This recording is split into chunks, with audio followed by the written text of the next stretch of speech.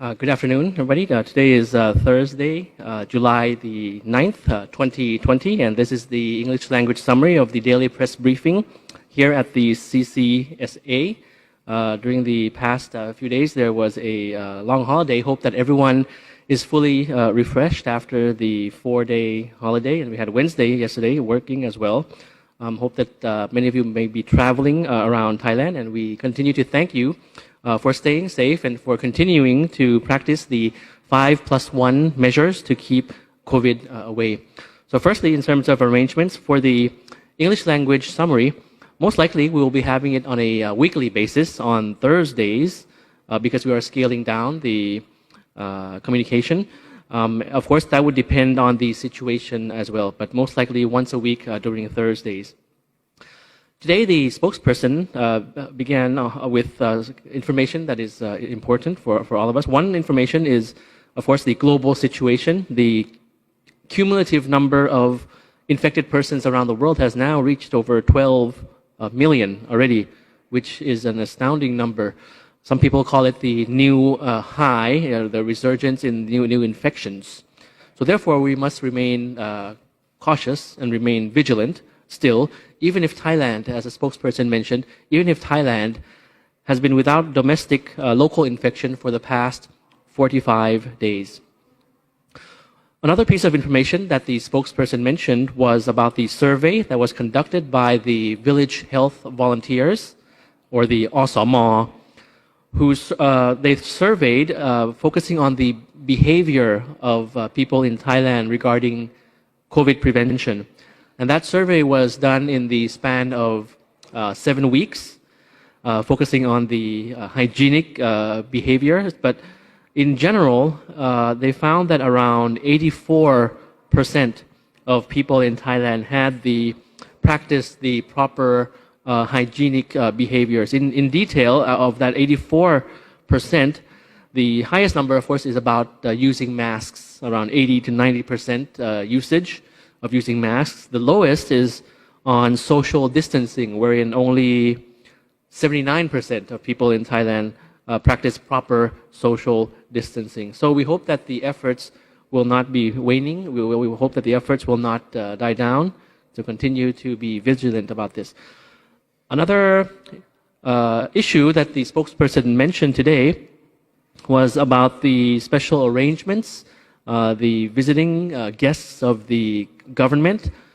He mentioned that the phase 4 and phase 5, we're currently in phase 5 now. Phase 4 and phase 5, of course, have their differences in terms of the various groups.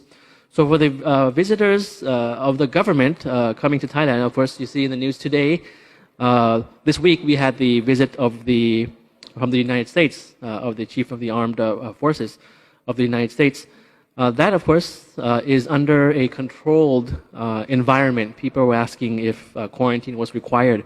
That is under a controlled environment, which is similar to having a state quarantine, because the criteria is to have visitors in small groups, have a health and security liaison team, and have the proper testing and everything to enable the guests to visit Thailand.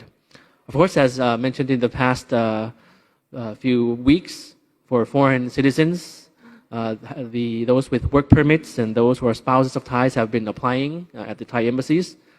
Currently now, we announced, of course, these 11 groups, totaling 11 groups of people who can apply to enter Thailand, including those for medical wellness. This is being conveyed to the Thai embassies abroad, so that they can be able to receive the application of the 11 groups, as mentioned. And the third group, of course, is the travel bubble, which is still being under discussion. So for today's briefing, just some details on the process for the specific types of persons allowed to apply to return back to the country. So we'll have on screen, coming up for you, the 7 steps. As you can see from the screen, it's an infographic from the Public Relations Department, the 7 steps for foreign citizens to follow in applying for entry into Thailand. including like contacting the Thai embassy, of course, to register, preparing all the documents, COVID-free certificate, fit to fly, booking the alternative state quarantine and the health insurance, submitting all the documents, of course, and then waiting for the departure flight arranged. And when arriving in Thailand, the alternative state quarantine or ASQ transportation will be escorting to the hotel booked. And of course, being 14 days in quarantine, getting the COVID test, and abiding by all of the rules and guidelines to prevent the spread of COVID. So this is in general the 7 steps for the various groups allowed to enter. So moving on to the general situation, to recap the number of cases that we have reported in the past 5 days, a total of 17 cases in the past 5 days. All were imported cases found during state quarantine among passengers repatriated from abroad, including 8 from Kuwait, 3 from Sudan, 2 from India, and 1 each from the UK, Japan, Indonesia, and the United States of America. No new local cases reported and no fatalities, very happy to say. For today, Thursday, we have report of 5 new imported cases. 4 cases are Thai nationals coming back from the UAE, currently undergoing treatment, detected with COVID on the 7th of July. Those are 4 cases from the UAE. All were asymptomatic. And then plus one more case out of this 5 is a Thai national coming back from Egypt, arriving back yesterday. And there was a loss of the sense of smell and taste. The cumulative number, as you can see on screen for Thailand, is now 3,202. Total recoveries and discharged 3,085, minus the fatalities. We have 59 currently undergoing treatment in hospitals. The spokesperson also mentioned about the repatriation flights. We showed this to you on screen every day to have a sense that, of course, for nationals, the government is continuing to assist them in their return flights, and there are a large number still. The projection for until the 15th of July, you see on screen, expecting around 15 more flights from various countries, as you can see on screen. And of course, the various activities that we have in terms of the Thai community abroad. The image you see on screen is from the Royal Thai Embassy in Oslo, Norway, joining hands with organizations there, the Thai-Norway Language and Culture Association, Non-Formal and Informal Education Center, the Thai Youth Power Group in Norway, and Menesker Focus NGO, organizing a summer camp, preventing COVID-19 summer camp to help raise awareness among Thai youths residing in Norway regarding the situation. We also have, the camp also welcomed a Thai doctor who lives in Norway, Dr. Rungnapha Plaipet, as its guest speaker on how to deal with COVID. Another image we have is from the Royal Thai Embassy in Tokyo, Japan on the 7th of July, assisting a repatriation flight back home on Japan Airlines. It's also worth noting that on the day of the repatriation flight, Kyushu Island was hit by a heavy downpour of rain and mudslides and floods. But of course, the Thai nationals residing in the area were very fortunate, able to catch the flights in time and return to Thailand. So we had some questions addressed directly to the spokesperson, which I touched upon in the beginning of the presentation today. We also have some inquiries received from foreign media, from NHK in particular. Some may have been replied to or addressed in various briefings, but of course I think it's worth it to recap some of the pending questions that foreign media continue to have. The first question is about commercial flights. Since commercial flights are still not allowed to fly to Thailand, on which type of flights are foreigners expected to depart on?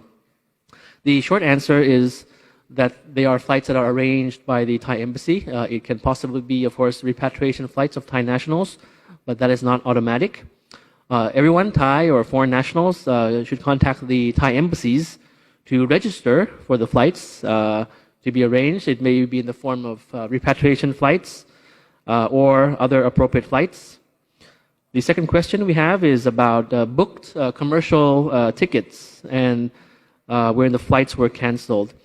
So some have bought tickets and got approval first, actually, with a certificate of entry, COE, from the Thai embassies abroad.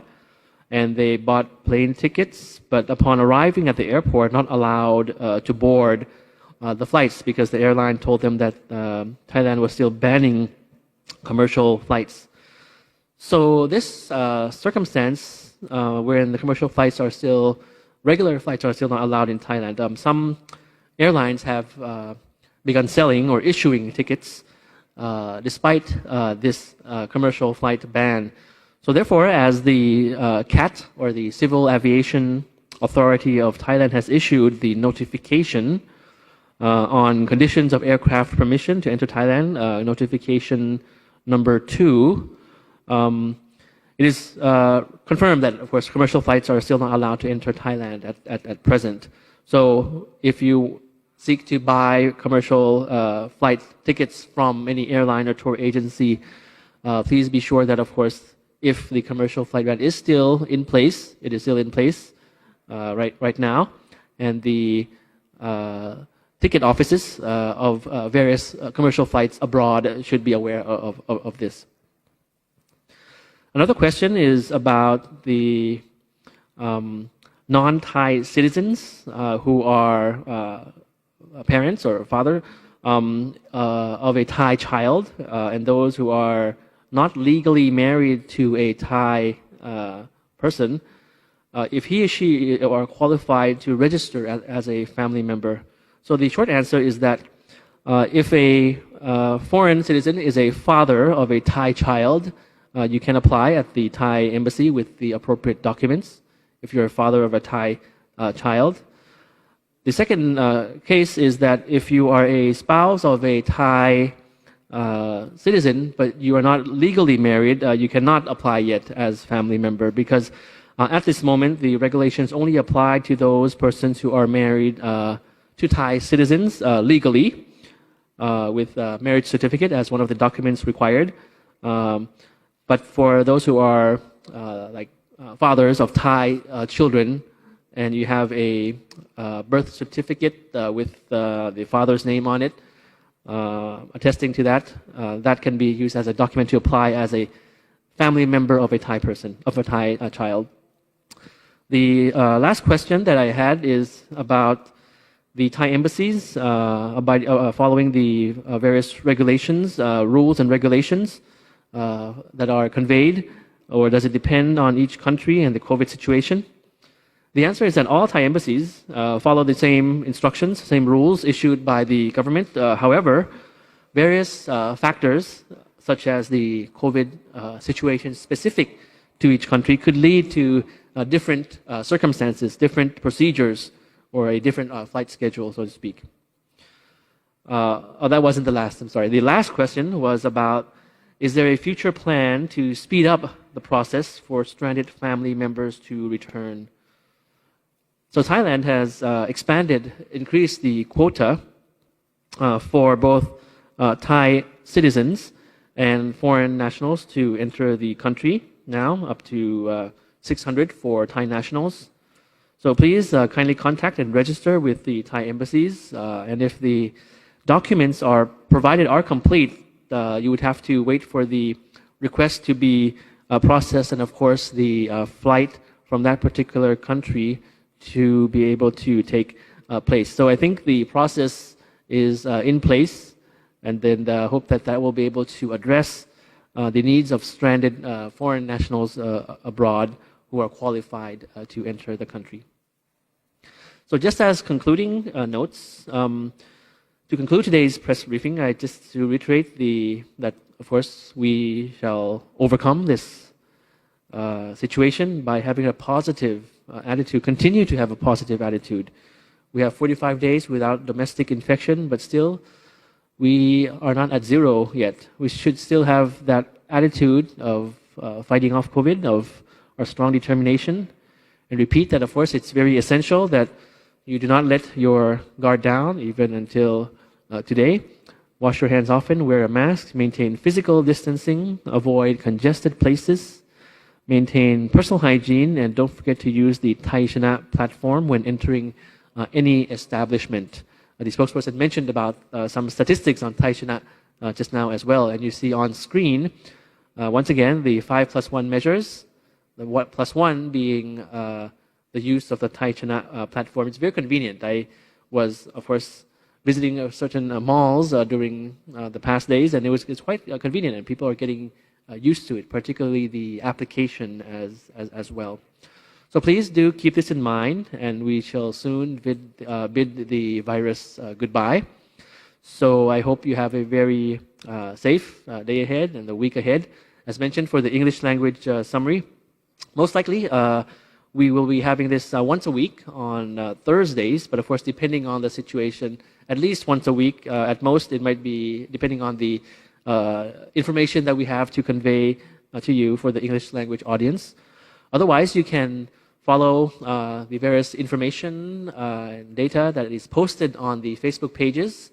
The Thai Khu Fa, the Public Relations Department, the Ministry of Foreign Affairs also has a banner on this, or the Department of Communicable Disease Control of the Ministry of Public Health. They have information on the Facebook and website pages as well, and you can follow news and information from the English language media as well.